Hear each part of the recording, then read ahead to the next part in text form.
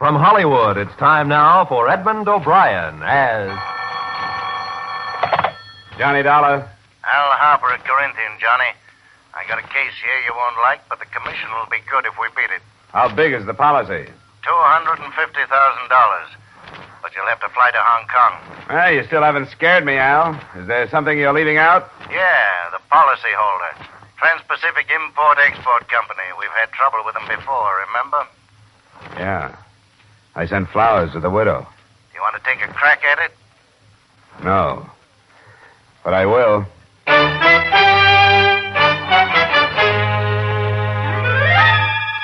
Edmund O'Brien in another transcribed adventure, The Man with the Action-Packed Expense Account. America's fabulous freelance insurance investigator. Yours truly, Johnny Dollar.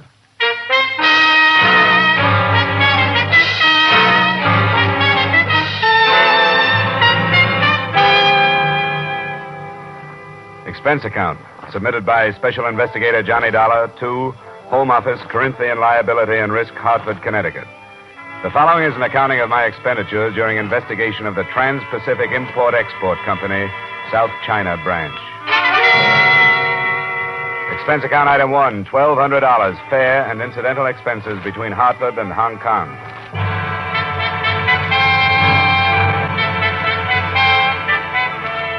I realized 3 minutes after I got off the plane that there is no longer any simplicity in Hong Kong. To fill the smallest want is a complicated problem. There is a shortage of transportation, food, water, and space. Both the island and the city of Kowloon on the mainland have been swamped by the flood of millions of refugees moving out of the interior. I fought my way through the jammed streets and to the offices of the American consul. Oh, yes, it's true. Life is very difficult here. Where are they all going? Many of them don't know. Where is there for them to go? Well, what do they do? How do they stay alive? Many of them don't. Yes, sir?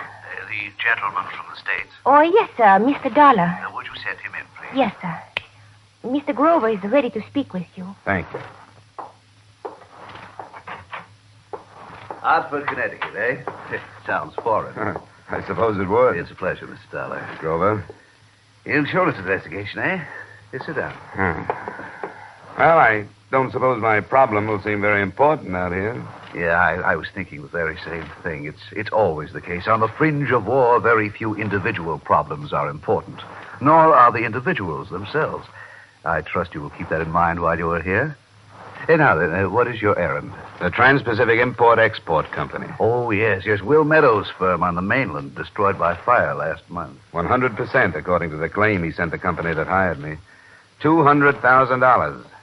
Do you know this, William Meadows? I've met him at the American Club now and again. The company isn't satisfied with the report on the cause of that fire. It was blamed on vandalism. Vandalism has become quite a popular pastime across in Kowloon, especially. I take it you suspect fraud. Well, Trans-Pacific had a branch in Shanghai. When the war closed in on them up there, the same thing happened.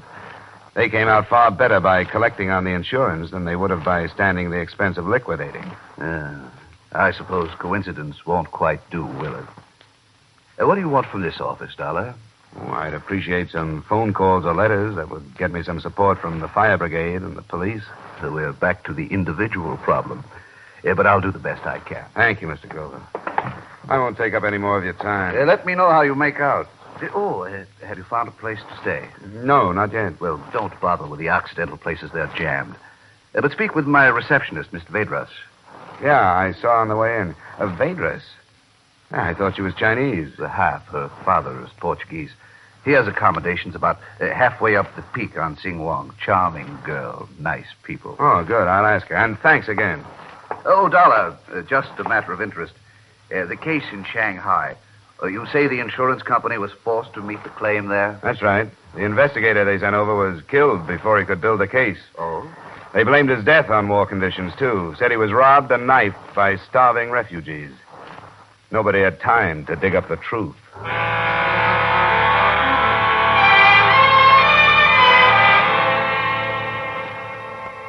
Sing Wong is a street of steps that climb from the waterfront to the plush European residences on top of Victoria Peak. My accommodations were a room that looked out on an alley, an iron bed, a chair, and a pitcher of water on a bamboo table. There were no other non-Orientals in the building, but I seemed to be the only one that noticed it. I was suffering from a sort of claustrophobia and loneliness that night. And at first, I was glad to learn it was she who knocked at my door. Came to see if you were comfortable. Oh, thank you. I am. Oh, this is fine. Oh, I don't have much to offer you. Cigarette? Scotch? No, thank you. I came because I am curious. I'm in Hong Kong on business, if that's what you mean. It's better kept confidential right now. Is there danger in this business? Why do you ask that? Because you were followed here. You are being watched. How do you know? Oh, I know this street. I've seen this man. He has not been here before. Where is he? Maybe you can see him from the window. Wait a minute. You tell me where he is. I'll look. Shop on the other side. There are boxes piled near the door. Yeah. Well, thanks for telling me about him. Do you know who he is? No, I didn't think anybody knew I was in town. Let's talk about something else. What is that music? Oh, it is a love song. There's about two lonely people who meet near a river. Oh? In America, they're different. Yes, I know. I like them. You know many Americans? Yes, I want to marry one. He's a lucky American. Oh, no, I don't mean there's only one. I want to marry an American who will take me from China. There's no other way. You hate it that much? There's nothing else to do but hate it. There's no good here. Always trouble. Chinese are very patient people. But I am not all Chinese. I can't make myself be patient any longer. I want to go. What about your Portuguese people? They're gone. You think I am bad to be this way? Honestly, I didn't say that. I am not bad. I hope you find your American, Miss Vaders. You want me to go now? I think you'd better. I'll see you tomorrow. Yes. Good night.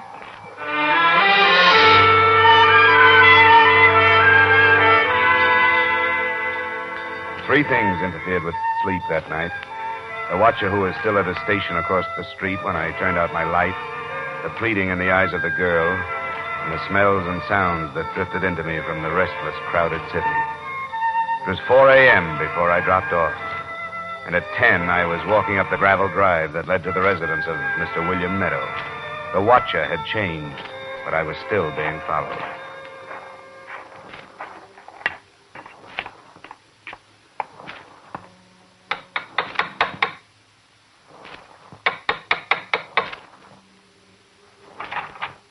Oh, yes, sir. Is Mr. Meadow at home? Oh, yes, sir. You give them. Who is it, Lim? My name is Dollar, Mr. Meadow. I'm from Corinthian Liability, Hartford office. Well, so they sent another snoop. Let him in, Lim. You come in. What did you say your name was? Dollar?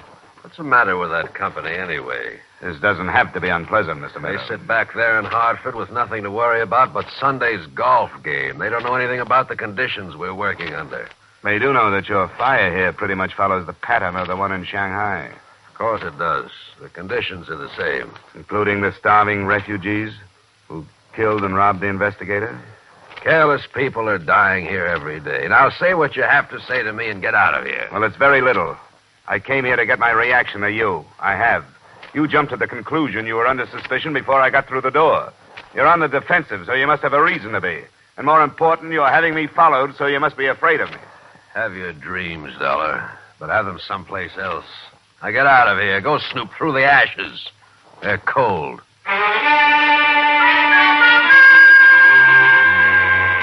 Expense account item 2, approximately $4 American taxi and rickshaw fares. Legwork is strenuous enough in a familiar city. In Hong Kong, it took me the whole afternoon to locate 3 people who had worked in the office of the Trans-Pacific Company.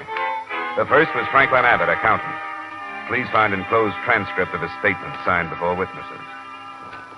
Well, I didn't give a thought to how it started, to tell you the truth.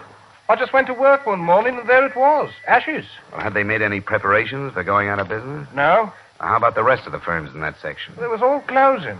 We might just as well have. There wasn't no trade. But still, they hadn't moved any of their merchandise out. That's right. The storehouse was full. I suppose your books were destroyed, too? Oh, yes, sir. Everything went. It must have been a vicious blaze. Well, how about the other companies? Any of them burned out? No. Huh. I hadn't thought of that. Yeah? The other storehouses over there, the empty ones. There wasn't no vandals burning them. The people broke in and lived in them. Separately, the other enclosed statements aren't very strong evidence either. The night watchman who was discharged just before the night of the fire, and the clerk who had seen William Meadow burning a confidential memo from Trans-Pacific's head office in San Francisco. But with the three together in my hand, I could begin to see a case building against them. I was dog-tired that night when I climbed the steps of my Sing-Wong Street to my hotel.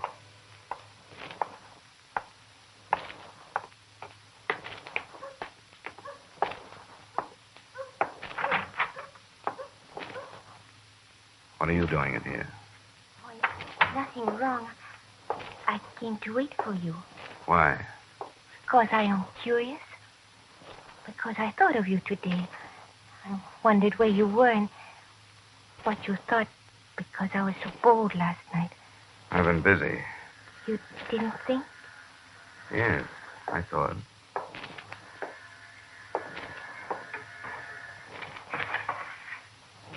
Is he still watching?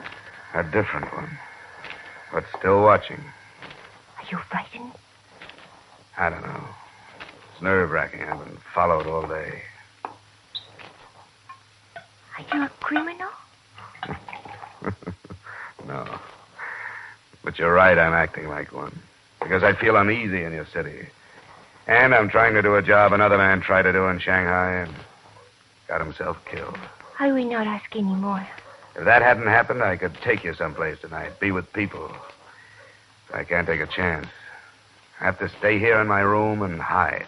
Oh, I don't want to go anywhere. Because if I can keep myself alive, I might be able to save $250,000 for a company with $50 million in declared assets. Now let's talk about you. I'm glad you waited for me.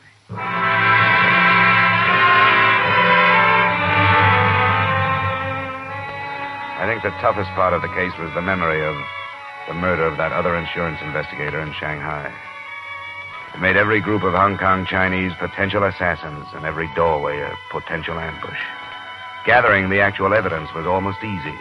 The next afternoon, with a supervisor from one of the fire brigades, I went to the scene of the fire on the outskirts of Kowloon. Actually, Mr. Dollar, under the present circumstances here in China, arson can hardly be classed as crime.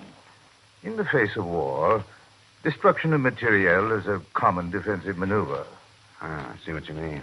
Unless, of course, criminal intent can be proved. And even then, with an American firm, it's rather awkward. The prosecution will be up to you people. What I want is evidence that'll stand up in court against their claim in the company. How do you think the fire started? Inside the structure, without a doubt. And by means of apparatus one would hardly find in the possession of common bandits. What? Timing devices. You have proof of this? We recovered fragments, yes. Well, could I get photographs of these things and sworn statements from you? Yes, certainly. It's a pleasure to be of service to you.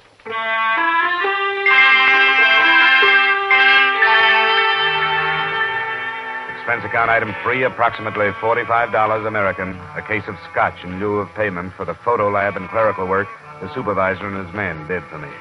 By the time we were through, the company, at least, was protected. Pictures and photostats of all the statements had been posted to the Hartford office. It was well after 9 that night when I started to climb toward the hotel, and I noticed that for the first time since I checked in, I wasn't being followed. I took it for a good omen until I got there and saw the man who should have been following me standing inside the door. I can't help stay away from American men. I know good for her, but she don't listen. She go to him last night. She wait for him tonight. Quiet down, quiet down. There he is. Hey, there, quiet down, I said. What's this? what are you doing out in the open? Did you lose me? Constable Crane, Hong Kong police. There's been trouble here, Mr. Dollar. Police? What happened? His daughter's been killed. Shot. She's in your room.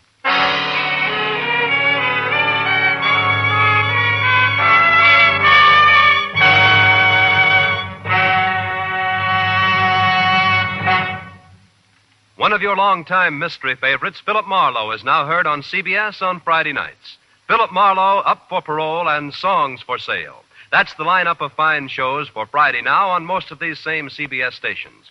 Hear them this Friday, hear them every Friday on CBS. The Adventures of Philip Marlowe, Up for Parole, and Songs for Sale.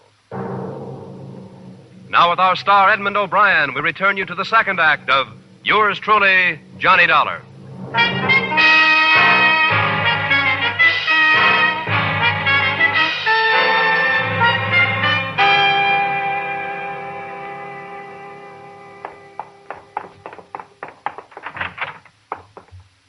Shots were fired through the window. Shade was drawn. She must have been right in front of it. Light behind her. How well did you know her? Just for a couple of days. A jealous suitor, perhaps. She was beautiful. How come you were following me, Constable? Orders direct from the Inspector General. Request came from a Mr. Grover at the American consulate. Said you needed protection. Well, then you know better than to mention a jealous suitor. She was killed because with only a shadow behind that shade, they thought it was me. Where were you when it happened? I was waiting for you outside brigade headquarters when I heard about it. When did it happen? No more than 15 minutes ago. 15 minutes. Why couldn't we have been here? Just 15 minutes. It's too late to bother yourself with what might have happened. Besides, it's not the same as it would have been if she was a British national. Oh, shut up. I beg your Take pardon. me down to your lieutenant or superintendent or whoever he is. I'll make my statement to him.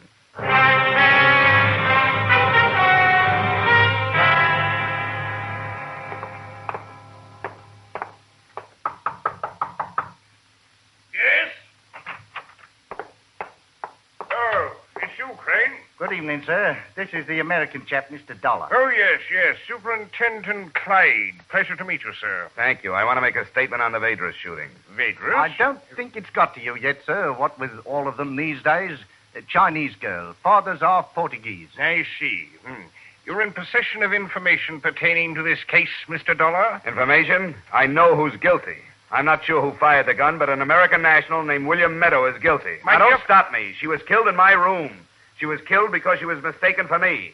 I've been here 3 days collecting evidence of attempted insurance fraud against Meadow, and that's why she was killed, because they mistook her for me. He's got to be arrested tonight. Good Lord, sir. I can't place a man under arrest on the basis of a statement like that. Certainly not an American. I have proof of a motive. Here.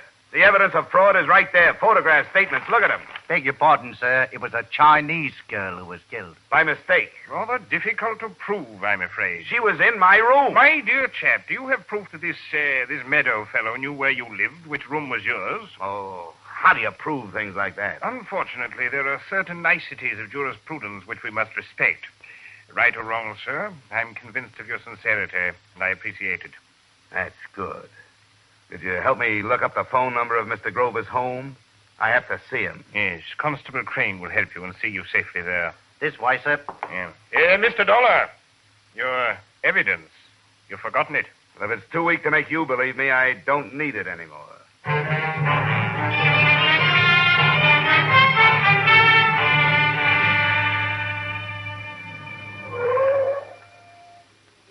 Here we are, sir. Will you be with Mr. Grover long? I don't know. I'll wait in the car and get a breath of air. Beastly hot tonight.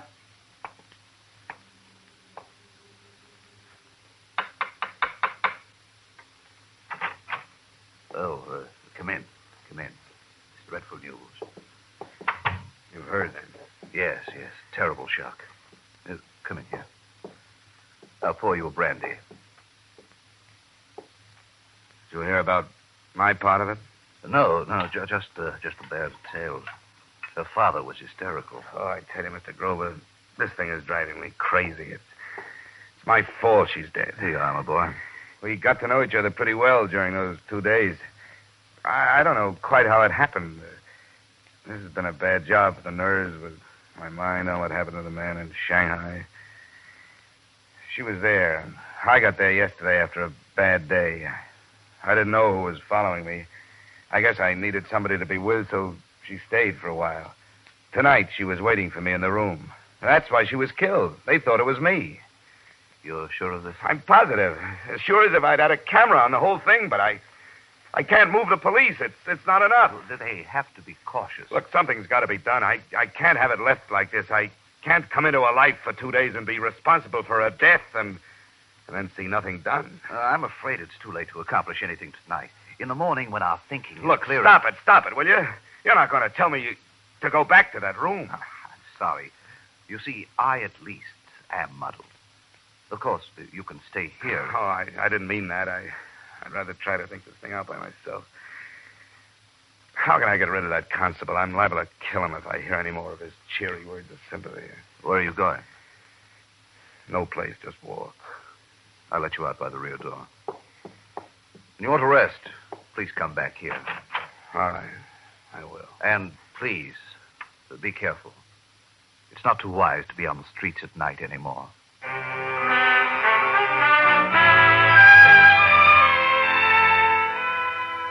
It's a picture I'll never walk out of my mind. The girl who had wanted to leave China, lying with her head on one arm, as though she were asleep. I don't think I knew I would when I left Grover, but I did go back to the hotel and into the room. Her body was gone, but there were chalk marks on the floor where she'd lain. I transferred an automatic from my luggage to a coat pocket. Then I walked some more.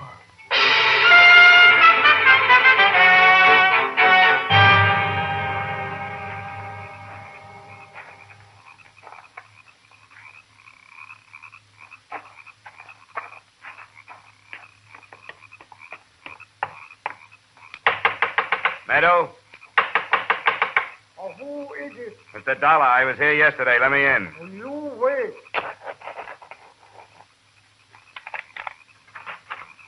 Oh, hello, Mr. Meadow. He's not here. Now, please, you wait. He's not here. Close the door. Mr. Meadow, he's not here. Meadow! Not here. You come back. Where is he? He said he come back 2-3 days. I gotta find him. If you know where he is, tell me. No, he come back. Listen, I don't want to hurt you. You understand? Do not hurt. But I will hurt if I don't find out where he is. It's important. All right. He go Kowloon. And you go with me. If he's not there, then I hurt. I've got to find him. Where is he?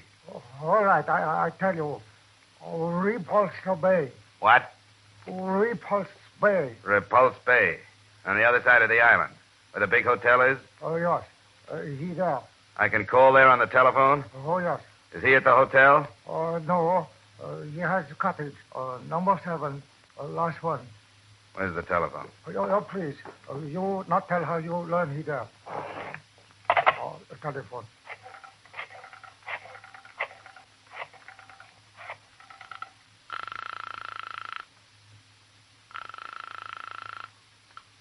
Hong Kong Police. I want to talk to the superintendent. Yes, sir. Superintendent Clyde? Will you believe a confession from William Meadow? What? Who's this? Mr. Dollar? He's at Repulse Bay, Cottage 7. I'm going after him. If you want that confession, have some men there. Outside in an hour. And quiet until it's finished. Dollar!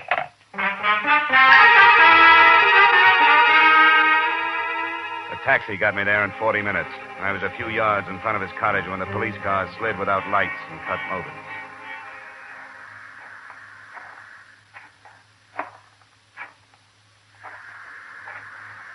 Meadow?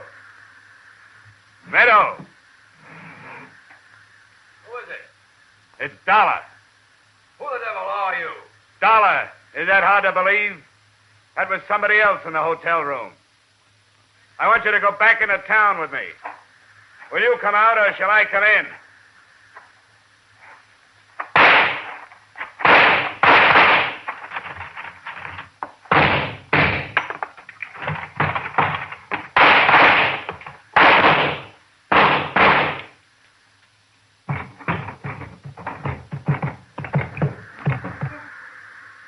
Meadow?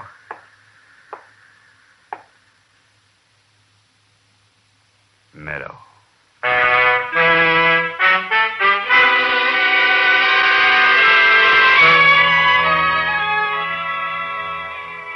I don't suppose it could be called hewing to the niceties of jurisprudence. Since Meadow was dead, he could neither speak nor write his confession. But there were 2 police carloads of expert witnesses who took the fact that he had opened fire as an acceptable admission of guilt. The same thing cleared me legally on the grounds of self-defense. I had hoped that it would help clear my mind, but it hasn't. Nothing good came out of the assignment except saving your company some money that it didn't know it had. Expense account item 4, same as item 1. Expense account total, $3,544. Yours truly, Johnny Dollar.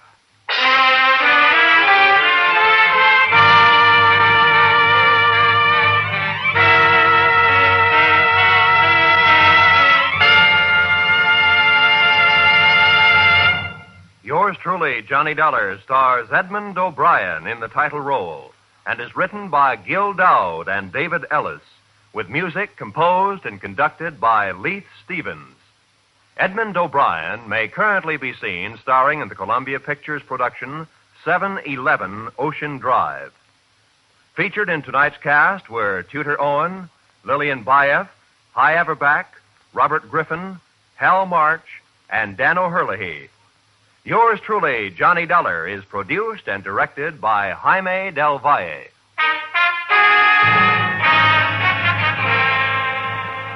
Join us again next week at this same time when, from Hollywood, Edmund O'Brien returns in another transcribed adventure of Yours truly, Johnny Dollar.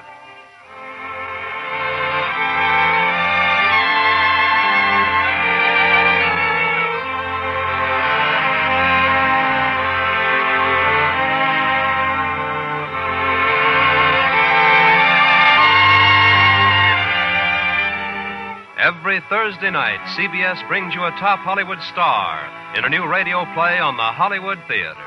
Comedy and melodrama, fantasy and mystery. The dramatic fare on the Hollywood Theater is highly varied and always good entertainment. Stay tuned now for the Hollywood Theater, which follows over most of these same CBS stations.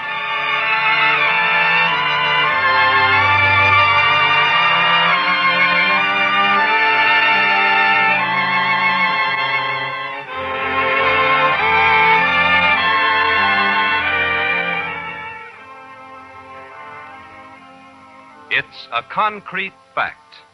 The possible need for blood for our national forces is no longer a vague, shadowy possibility, says General George C. Marshall. The United States government has requested that the Red Cross again become the official agency for collecting blood for the armed forces, when and wherever needed. Dr. Eugene Adashek, medical director of the Los Angeles Regional Blood Service, voices the plea of the civilian doctor when he says increasing quantities of blood must be made available for doctors to use in civilian practice. Red Cross can handle collection, processing, and distribution of blood, but you control the source. So call your Red Cross and make a date to give a pint of blood. Make a date to save a life.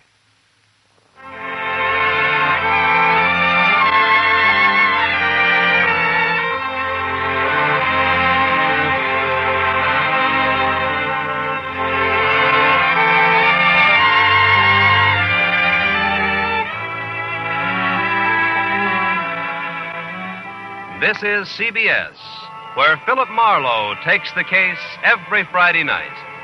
The Columbia Broadcasting System.